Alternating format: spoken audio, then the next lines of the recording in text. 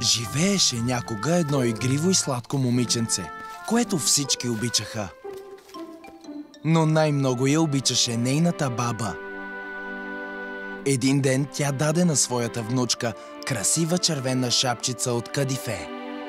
Ела да видиш какво съм ти ушила.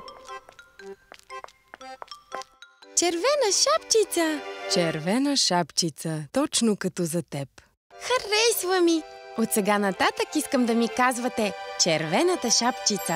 Благодаря, бабо! Моля, ела и дай целувка на баба си. И от тогава момиченцето започна да носи червената шапчица. Един ден майка й я повика. Червена шапчице. 2 плюс 2 – 4. Повтаряй след мен. Така, браво! Червена шапчице. Да, мамо! Вземи тази кошница и я занеси на баба си. Тя е болна и слаба и й трябва хубава храна. Колко хубаво уха е! Приготвила съм кекс, печено месо и варени яйца. Сложила съм и бутилка със сок. Върви! Не се отклонявай от пътя. Бъди внимателна, защото в гората е много опасно. И когато стигнеш там, да не забравиш да целунеш баба си. Да, мамо, няма. Кучене, ти оставаш у дома. Сама отивам при баба. Какви хубави цветя! Здравейте, цветенца! Здравей, червена шапчице! Я, бистро поточе! Здравей, поточе! Здравей, червена шапчице! Бабата живееше в гората на час и половина път от селото.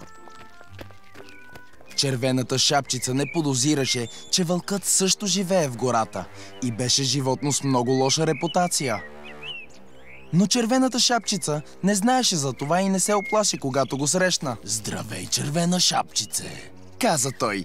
Здравей, господин вълк! Къде отиваш толкова рано сутринта? Отивам при баба. Каза гордо червената шапчица. Какво има в кошницата? Баба не е добре, мама й приготви кекс, печено месо и варени яйца. Сложила и бутилка със сок. Каза ли нещо, вълчо? Не. А къде живее баба ти? По-нататък в гората. На вълка този отговор не му бе достатъчен и продължи да разпитва. Къде точно? Все по пътя направо, после има 3 стари дъба и при тях е нейната къща. 3 стари дъба. Разбрах. И аз съм тръгнал точно натам. Искаш ли да вървим заедно? Да, може да решим и някоя задача. Искаш ли? Да. Хубаво, започваме с една лесна. 2 плюс 2 е равно на...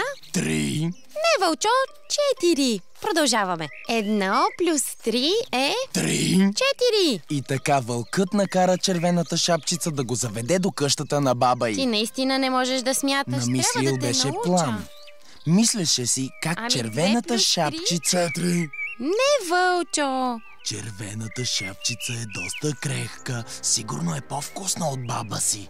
Но ако съм умен, мога да изям и двете. Аз наистина съм много умен вълк. Каза ли нещо, вълчо? Не, червена шапчице. Мислех си за математиката. Много добре. А колко е 5 минус 3? Защо говорим за математика?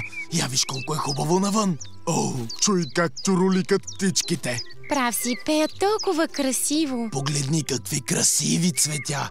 Защо не набереш малко от тях на баба си? Вълчо, толкова си мил. Прав си. Баба много ще се зарадва, ако й занесат цветя. Когато наближиха къщата на бабата, червената шапчица започна да й бере цветя. Вълкът много се зарадва, когато видя, че момиченцето взе да се отдалечава.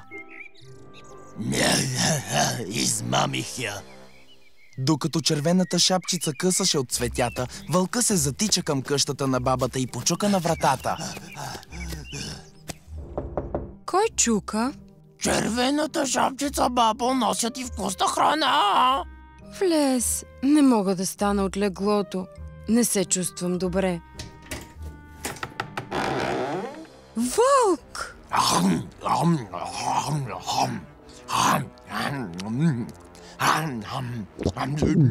И така, вълкът изяде бабата. Но това не беше всичко. Защото бе измислил план. Първо ще дръпна завесите, После ще си сложа шапчицата на бабата на главата и ще легна в леглото. И когато се появи червената шапчица... Тази шапчица ми е малка, но ще се справя някак. А сега ще чакам. През това време червената шапчица обикаляше и береше цветя на баба си. И изведнъж се сети, че трябва да отиде в къщата на... Баба! И когато червената шапчица пристигна в къщата на баба си, видя, че вратата й е отворена и това я оплаши. Но тя пое дълбоко въздух, събра смелост и влезе в къщата. Добро утро, бабо! Но бабата не й отговори. Червената шапчица тръгна към леглото. И там видя своята баба. Стори й се, че баба й изглежда някак доста странно тази сутрин. О, бабо! Защо са ти така големи ушите? И вълкът отговори с преправен глас. За да те чувам по-добре. А защо са ти така големи очите? За да те виждам по-добре. Бабо, защо са ти така големи ръцете? За да те държа по-добре. А защо ти е така голяма устата? За да мога да те изям. И вълкът скочи и глътна горката червена шапчица. След като засити глада си, вълкът легна и захърка.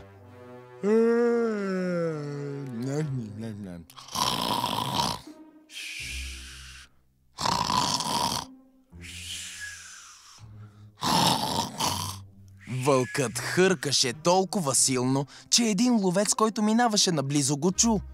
Ловецът си помисли, че хъркането идва от бабата. Ама, че силно хърка тази баба. Сигурно не е добре. Ловецът видя, че в леглото вместо бабата лежи вълка.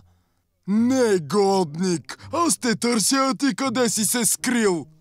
И ловецът насочи пушката си.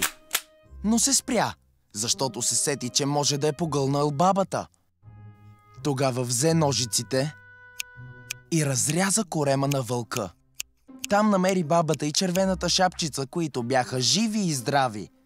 На ловеца му хрумна следната идея. Защо не напълним корема му с камъни? Чудесна идея! Пада му се, щом яде баби и червени шапчици.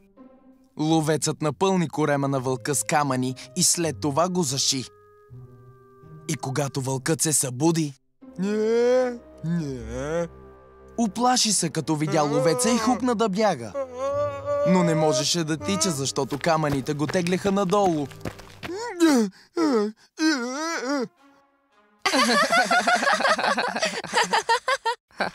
Така ти се пада, лош вълк. Благодаря, ловецо. Моля, а какво има в кошницата? О, вкусна храна за баба и бутилка със сок. Я да видим какво е изпратила майка ти. Колко вкусно мирише! Тримата излязоха пред къщата и с удоволствие опитаха от храната, която майката бе изпратила на бабата. А червената шапчица обеща. Никога вече няма да се отклонявам от пътя и винаги ще слушам мама. Точно така.